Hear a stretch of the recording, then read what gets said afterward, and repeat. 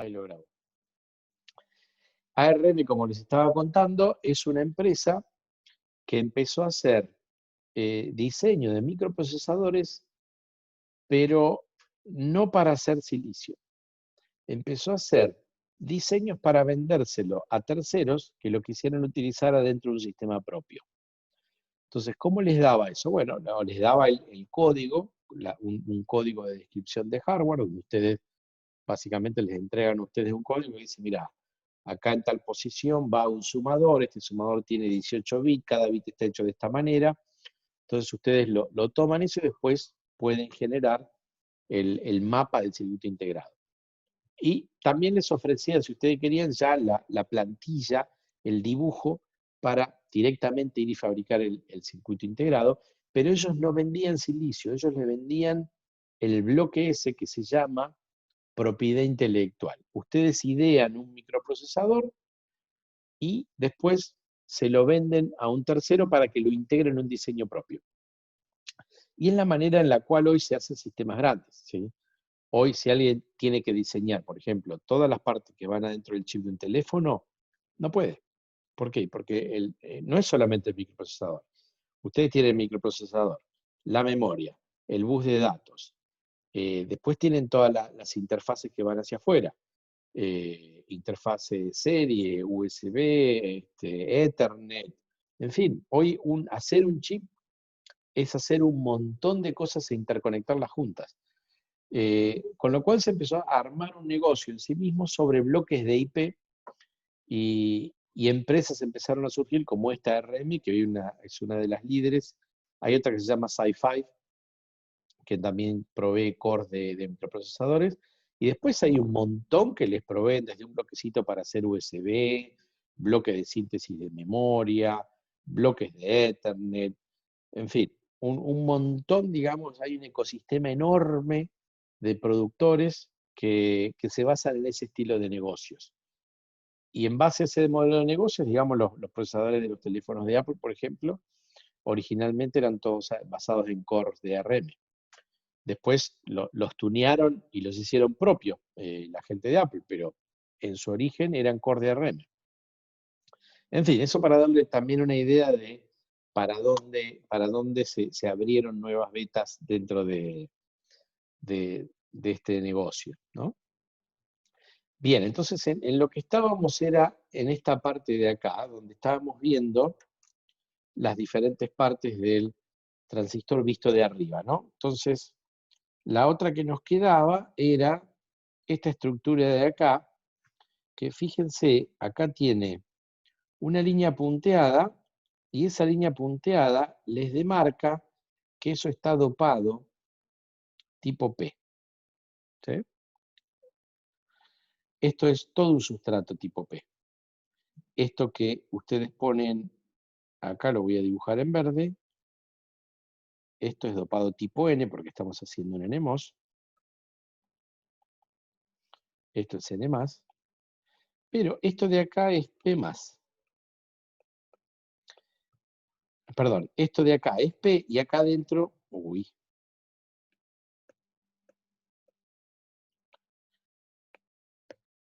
Ahí adentro hay, no, P+, bien digo, todo este cuadrado es P+, y acá fíjense que hay un contacto a metal. Entonces, ¿qué estoy haciendo ahí? Me estoy conectando al sustrato. El sustrato es tipo P, y estoy abriendo un lugarcito al costado, donde le estoy poniendo una región P que está más dopada que el resto, y ahí hago aterrizar mi metal. Ese es el contacto sustrato. Antes, idealmente, nosotros lo habíamos dibujado abajo.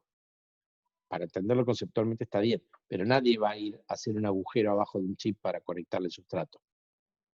Entonces, lo que se hace en circuitos de verdad, el contacto sustrato se pone al costado del transistor. ¿Sí? Y es este que está acá. ¿Está?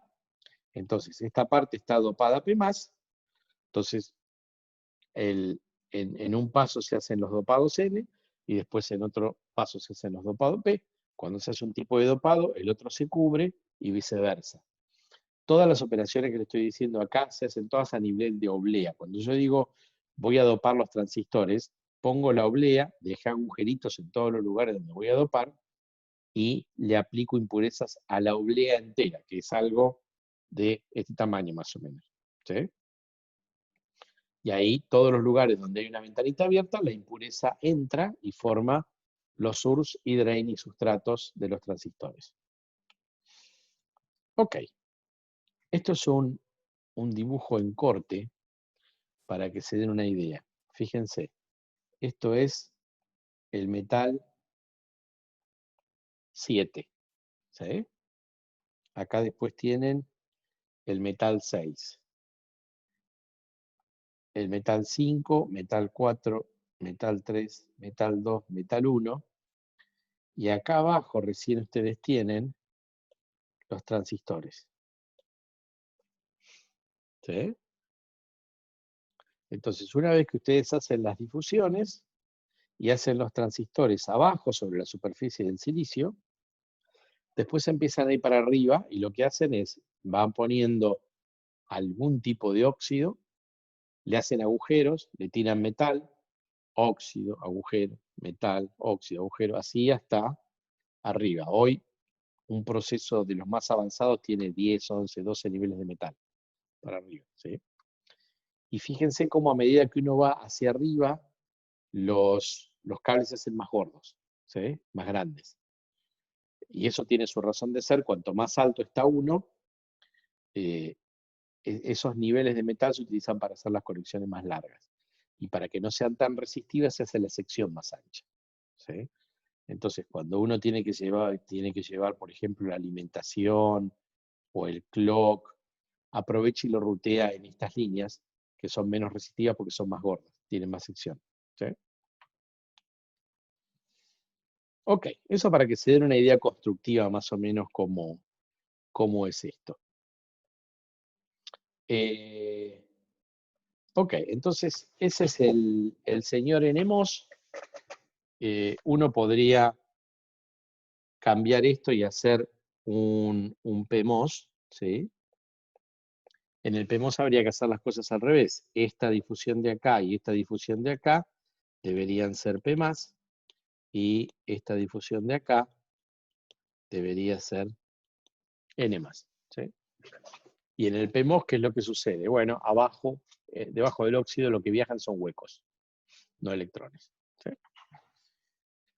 Y con esos dos gustos de transistores, con los NMOS y los PMOS, ustedes pueden hacer maravillas. Casi cualquier cosa que se les ocurra. Bien, entonces,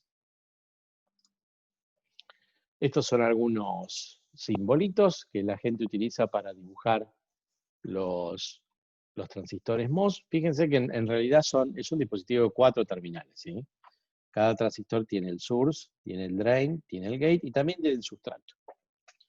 Normalmente el sustrato, no quiere decir siempre, ¿no? Pero normalmente el sustrato en los transistores MOS se conecta a tierra y en los transistores PMOS se conecta a VDD y uno se olvida de que hay un cuarto terminal. Con lo cual también por ahí lo ven dibujado con 3 terminales. Este sería todos estos de arriba es el grafiquito para MOS de canal P y todos estos de abajo es el grafiquito para MOS de canal N. Fíjense que lo que difiere acá son las direcciones de las flechas. En los dos primeros, básicamente es la dirección de la flecha la que les dice si es un PMOS o un NMOS. Yo por comodidad la que más utilizo es esta. Cuando dibujo un PMOS le pongo un circulito a la entrada, cuando dibujo un NMOS no le pongo el circulito a la entrada. Y esa me parece más práctica que andar poniendo flechas. Y después el cuarto terminal, bueno, lo ponen si es necesario o no. Bueno, esto ya se van a ir acostumbrando a medida que vayamos avanzando con las clases. Entonces, ¿qué es lo que primero tenemos que hacer? Bueno, lo primero que tenemos que hacer con el transistor MOS es resolver la electroestática. ¿Sí? En este caso, lo que queremos obtener es la expresión de la corriente de drain del transistor. Eso es lo que nos interesa. La corriente de drain es la que entra al drain. ¿Sí? Y eso lo vamos a hacer de principios físicos básicos. ¿Sí? Vamos a plantear la carga. La conducción en este dispositivo es de arrastre. Uno tiene electrones, en el caso del NMOS, y lo que hace es pone una tensión de drain positiva y los atrae del source al drain. ¿Sí? Mientras yo tenga una VG acá que sea mayor que la tensión de umbral, voy a tener un canal, y mientras tenga canal, puedo hacer esa circulación. Entonces la pregunta es, bueno, ¿y cómo? ¿Cuánto vale ID? Bueno, para eso tenemos que plantear cómo son los portadores ahí, cómo es el campo eléctrico y cuál es el movimiento. Ok, vamos a repasar algunas suposiciones que vamos a hacer. Acuérdense, esto va a ser N+, ¿sí? El sustrato vamos a suponer que es P. ¿Qué pasa si el sustrato no es P? ¿Qué pasa si el sustrato es N? A ver quién me lo sabe decir. Pregunta de parciales. Pasarían a ser huecos en vez de electrones. ¿Alguien que opine distinto? Si teníamos el sustrato N, preguntaste, Ajá. y no debería haber otra zona intermedia con P antes del N+. La pregunta es, si el sustrato lo hago N, ¿qué pasa? Si vos le querés meter más cosas, después lo vemos, pero yo te digo, mirá, Bueno, yo creo que hay que meter esa otra cosa. bueno, suponete que no metas nada, suponete que el sustrato es N. ¿Qué pasa? No Ustedes tendrías vienen... la condición, no tendrías la condición que que teníamos, ¿cómo se llama la tablita que nos mostraste antes? Que se nos va a cambiar, se nos van a invertir el orden, va a ser primero inversión, después operación. ¿No tiene algo que ver con eso? Sí, eso les va a cambiar cómo se ve el dispositivo desde el gate. ¿Sí? Ustedes como capacitor MOS, el sustrato es N, van a ver que invierte con la secuencia para el otro lado. Pero ¿qué pasa cuando ustedes ahora miran entre source y drain? Miran entre esos dos terminales y tienen los terminales metálicos, tienen dos islas N y abajo es todo N. ¿Qué dispositivo ven ahí? Estás en mudo, Nicole. Si abajo fuera todo N. Todo Claro, N. ¿no sería un capacitor? Claro, quedaría como... Claro, yo pensé si cambiabas los otros dos. O sea, vas a tener dos entradas para una misma cosa al Pepe, ¿no? Sería algo así. Se los dibujo acá. N más, N, N más. Un terminal y otro terminal. ¿Qué es eso?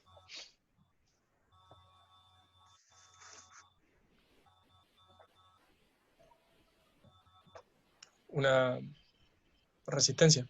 Sí, señor. Eso es una resistencia. Lo vimos en los ejercicios de la práctica, cuando vimos campo eléctrico. Y ustedes me calcularon la resistencia pelicular de una cosa así en el parcial. ¿Sí? Que se pueda hacer una zona de vaciamiento acá arriba, ponele que se pueda hacer una zona de vaciamiento ahí arriba, pero todo esto que está acá es tipo N, con lo cual tiene electrones.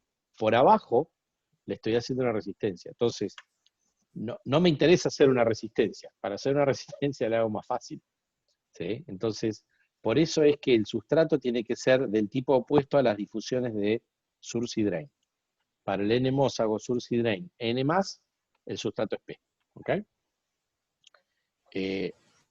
Fíjense que entonces, acá tengo PN, acá tengo un diodo. ¿Sí?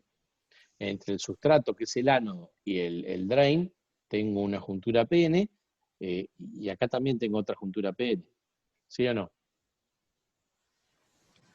Esas junturas, yo no quiero que conduzcan en directa. Me aparecieron ahí porque no me quedó otra, porque yo estoy haciendo la zona, tengo que hacer la inversión y todo eso. Entonces, fíjense que acá, si yo el sustrato lo pongo a tierra, drain y source, le voy a pedir que estén en tierra o más arriba, no abajo. Porque yo lo llego a poner abajo y este diodo me va a conducir corriente. ¿Sí? Entonces, las dos junturas van a BS y BD van a tener que ser mayor o igual que 0. ¿Sí? Entonces, esas dos junturas están en inversa. Si están en inversa, la corriente del sustrato la voy a despreciar. Y B aproximadamente nula. ¿Sí? Lo cual es razonablemente cierto. Corriente del gate, razonablemente nula también. ¿Sí? Entonces, check, check, juntura en inversa, check. Source y drain, mismo portador del canal, chequeado.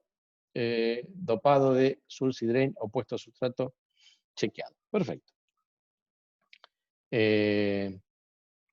Otra convención importante, y esto es definición, ¿sí? Nosotros le vamos a bautizar drain al de mayor tensión.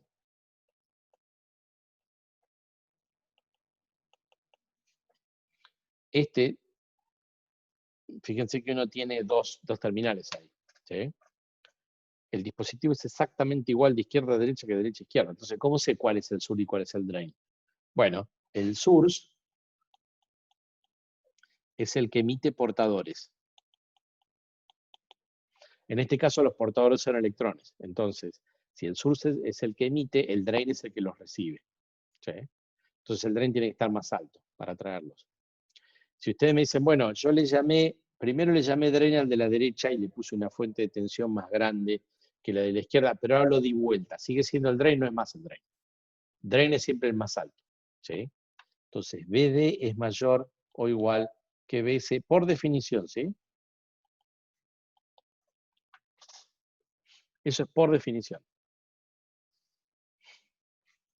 Entonces, fíjense que uno tiene el dispositivo físico y podría ser que en algún momento uno sea el drain y otro el source y que en algún momento cambien si yo cambio el sentido. Es decir, yo puedo hacer la corriente ir para un lado y para el otro, porque es simétrico, es totalmente simétrico el dispositivo.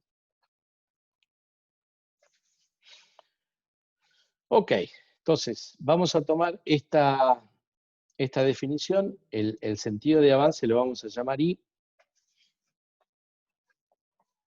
la profundidad la vamos a llamar X, y hacia adentro lo vamos a llamar Z. ¿Sí?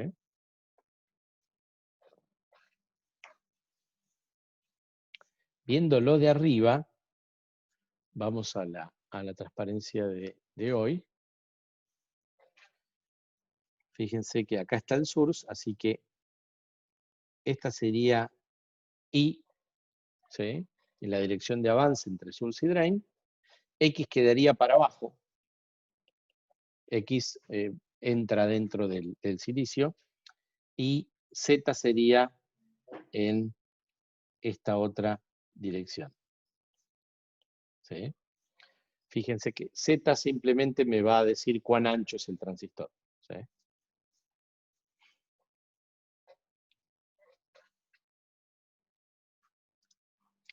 Ok, entonces ahora vamos a tener que tomar estos electrones que van viajando del source a drain y analizar qué les pasa. Y fíjense que acá hay dos campos eléctricos que intervienen. Hay un campo eléctrico horizontal, que es producto de la tensión que yo le pongo al gate, ¿sí? Y hay un campo eléctrico, uno vertical, que es el que resulta porque le aplico una tensión de gate, y uno horizontal, que es el que yo le aplico con la tensión entre drain y source, ¿sí? Y acá vamos a hacer una suposición que es bastante realista, y es que el campo eléctrico este X, es decir, este que está acá,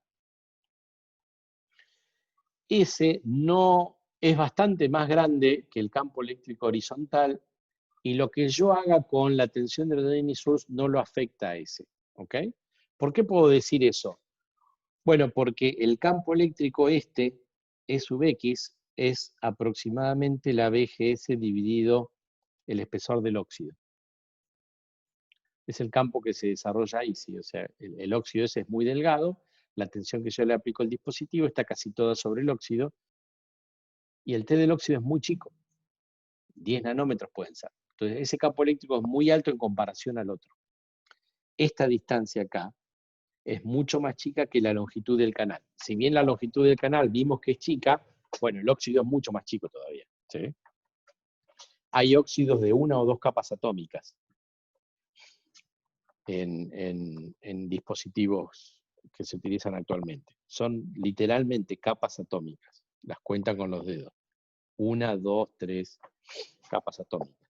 Hay materiales que hacen de una capa atómica. No los ven, son transparentes, pero por ejemplo no dejan pasar el agua. Ahí estás en mudo, Nicole. Te veo que hablas, pero... No, sí, de que he visto de que vos no lo ves, pero le tiran agua y rebota el agua y vos Ajá. parece Si querés la superhéroe, no sé. podés, la agarrás la lámina, pero no la sentís porque es una capa atómica, digamos. Ah, es genial. Eso la gente que hace nanomateriales está muy acostumbrada a verlo. Ok, entonces, esta otra longitud es bastante más grande que la del óxido, ¿no? Entonces, el campo X lo va a definir simplemente BGS, la tensión del gate que yo le pongo respecto al sustrato. Lo que yo haga con el drain y el source no me va a afectar el X. Entonces, eso va a hacer que yo la carga de inversión la pueda decir que la controlo simplemente con la tensión del gate. No tenga que ver ni qué pasa con el source ni qué pasa con el drain. ¿Sí? Ok. Y después la tensión BDS lo que va a hacer es un campo eléctrico horizontal que va a acelerar los electrones de izquierda a derecha. ¿Sí? Es corriente de transporte lisa y llana, como vimos al principio del curso. Entonces, lo que tenemos que hacer ahora es empezar a calcular. ¿Sí? Primero, tenemos que poner la expresión de la corriente de arrastre, la difusión, la densidad de corriente de arrastre, fíjense que es J, el superíndice A está porque es de arrastre, y estamos analizando electrones, y acá no hay huecos, así que solamente electrones. Esa densidad, ¿qué va a ser? Bueno, esa densidad de corriente, que ya lo vimos, quedaba igual al producto de la carga con su signo, que es negativa, por la concentración que tenga. Fíjense que la concentración es función de X y de Y. Acuérdense, acá está el source, acá está el drain, esto es Y, esto es X. Tiene sentido, ¿sí? Si yo subo o bajo un poquito en el canal, la densidad va a ir bajando, y si voy hacia la izquierda o hacia la derecha, pues también puede que me encuentre con más o menos portadores. Entonces lo dejo expresado como N de X, y esta sería la densidad. ¿Sí? Y después obviamente tengo la velocidad de los portadores. ¿Sí? Fíjense que la velocidad solamente la pongo en función de Y, es decir, cualquier partícula que esté en una recta cuya ordenada con respecto al sur sea I, yo digo que va a tener la misma velocidad. Es razonable, digamos, que la película de portadores está más arriba o más abajo, no debería influir en la velocidad, ¿sí? Entonces, para un dado, yo puedo mirar para varios X, todas las partículas van a tener la misma velocidad. ¿Sí? Entonces, esa velocidad solamente la pongo en función de I. ¿Sí? Ninguna de estas es función de Z. Z es hacia el lado de adentro. Yo supongo que cuando me voy para el lado de adentro va a pasar lo mismo. ¿Sí? Entonces Z no juega ningún rol acá, más que hacer que el dispositivo sea más ancho. Ok, entonces, ¿qué es lo que tengo que hacer yo? Bueno, yo tengo que calcular la corriente de arrastre. Entonces, para hallar la corriente de arrastre, obviamente esto es densidad de corriente, así que tengo que integrar. ¿Sí? Acá tengo el source, acá tengo el drain. ¿Sí? Si yo quiero hallar cuánto vale la corriente en algún lugar, tengo que hacer, en algún lugar de I, tengo que integrar con respecto a X y tengo que integrar con respecto a z, que es la variable que va hacia adentro. ¿Estamos de acuerdo hasta ahí? Eso para cada y me va a dar un valor de corriente. Obviamente que después la corriente es única, con lo cual no importa en qué lugar y yo esté, la corriente es una sola, la corriente es serie, ¿sí? Entra por acá y sale por acá, es la misma corriente. Perdón, entra así va ID. ¿Sí? Así que ID no va a depender de I, va a ser una ID para todo el dispositivo. Bueno, entonces tengo que integrar con respecto a X y con respecto a Z la expresión de la densidad de corriente. Entonces tengo Q, tengo mi densidad que depende de X y de Y, tengo mi velocidad que depende de Y. Lo tengo que integrar con respecto a X, ¿entre dónde? Bueno, en el espesor que tenga el canal. No lo conozco, yo le voy a poner que tiene una profundidad delta X. ¿Sí? Nunca vimos nosotros cuán grande es el canal. Dijimos que había un canal de inversión, nunca hablamos del espesor, y de hecho el espesor son láminas de electrones. ¿Sí? Es algo bastante pequeño. Bueno, le vamos a poner delta X por ahora. ¿Sí? Y el ancho para adentro, digamos que vale W. ¿Sí? W es el ancho en micrómetros que tiene el dispositivo. Entonces tenemos que hacer esas integrales. Bueno, vamos a hacer las integrales. Fíjense que la primera integral con respecto a Z es fácil, porque no hay nada acá que dependa de Z. Entonces esto me va a quedar directamente W. La velocidad también la puedo sacar afuera, porque la velocidad no depende de X, así que la velocidad de arrastre de Y la puedo sacar afuera, y acá me va a quedar la integral entre 0 y delta X, menos Q si quiero también lo puedo sacar, pero lo voy a dejar adentro, menos Q por N de XY, diferencial de X. ¿Sí? Integré el diferencial de Z y me quedó Z. W, perdón. ¿Sí? La velocidad la saqué afuera de la integral porque no depende de X. Entonces, me queda eso de ahí. ¿Sí? Y ahora sí, la seguimos. Vamos a la próxima. Y acá lo único que tenemos la estamos reescribiendo, fíjense. El ancho por la velocidad que tienen los portadores para un punto dado en el canal. Y observen esto con un poco más de detenimiento. Eso es la integral entre 0 y delta X. Acá está hecho un zoom, miren. Ahí tenemos hecho un zoom sobre el canal. Esta es la profundidad, ¿sí? No sabemos cuánto es delta X. Pero sí, lo que sabemos es cuánto vale esa integral, porque si nosotros nos paramos para un I dado, ¿sí? Y hacemos la integral entre la superficie y el fondo del canal, de la densidad de carga multiplicado por menos Q, básicamente lo que estamos hallando es la carga de inversión. ¿Sí? No sabemos qué forma tiene, no sabemos cuál es la distribución de N. Podría estar más pegada, que tenga más concentración para arriba y menos para abajo. Lo que sí sabemos es que cuando integramos todo eso, eso es la carga de inversión.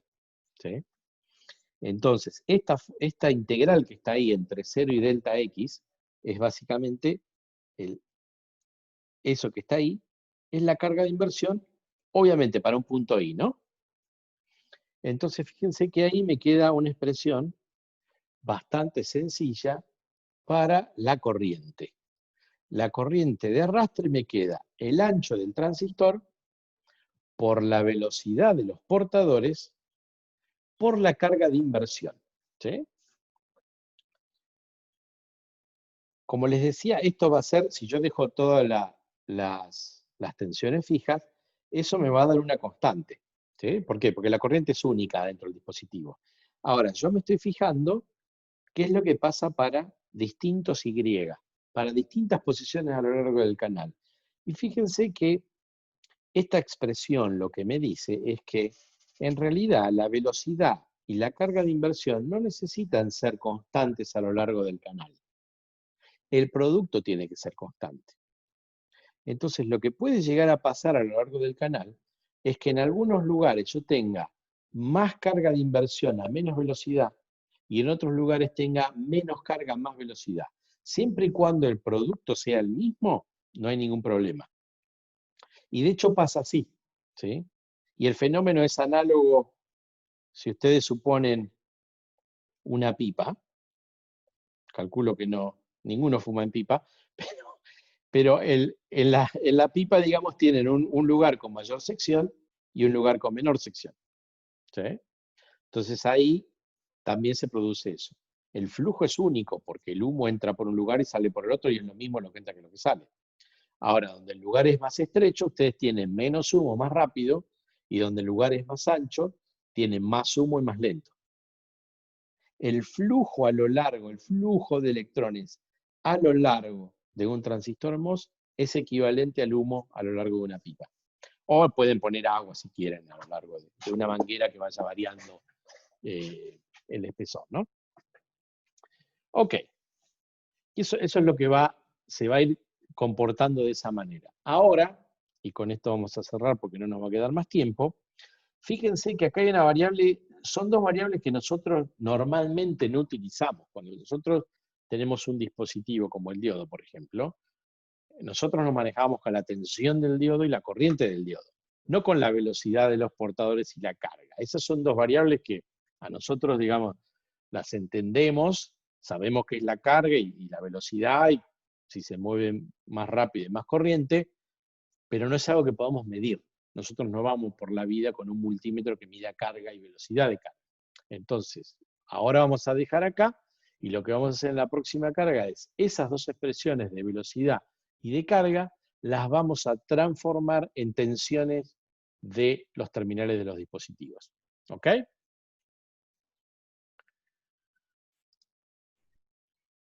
Bien, y con esto cerramos y nos quedamos sin tiempo, básicamente. ¿Alguna pregunta hasta acá, chicos? No, no. No. No, no. Bueno, me alegro entonces.